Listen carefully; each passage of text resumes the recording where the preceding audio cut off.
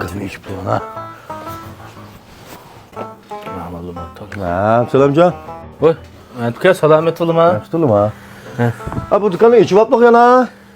Dükkan içi valdak var dükkan. Vay açmayayım ben. Yo veyran bulup gittim ha. Hakt kökte. Debek var ekut part. Ya şu dükkan ne takip etken? Ben nesi mal algan xeridalar. Ben izlep gelip men tapanmay pulunu beremepti. Aynı ka. Vay müşen vurgu edem ben pul götürüp jüdem. Ben bu pulunu ne içmakla tanlap pul tapka vaktım ben kasem yok lan. Ben beremge obdan kıplıcıma. Açmışsıra pulunu tap. Alanma basak men dükkan nerede beremeydi bunu deymen. Ha? Berdik adam degemde yine öy. Da işini kalk çıkımız emas mı deymen. Ya ama malağın pul algan iken dükkanda böyle de oylap kalkak şeydi.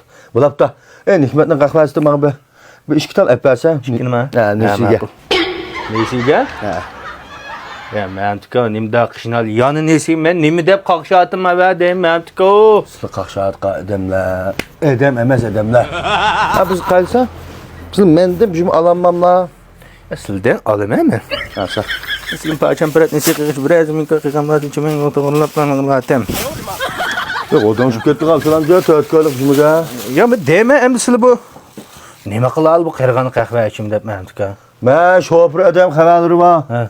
Kim uyan bu yan kılarsak rol usup gidirkenmez. Manatın bir ne işçimiz. 10 yılını yaxşı atkamış məmanın hikmetten kahvesi.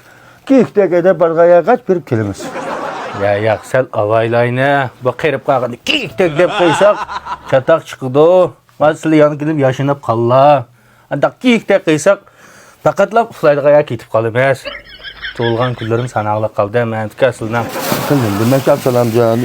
Ne bu işkini verse desem töğütünü verip bu. Hikmetten kahvesi bu gilagarlıkla mı yapıp Ama ikkisi sil degan düşoma ikkisini chimengul qaga chirkasa. Özlemlam işime buna. Ballig'im basa men buda hech bilalam ichirpirmi. Vay o bir işkin pulu ben beğenmeyim yapsalamca.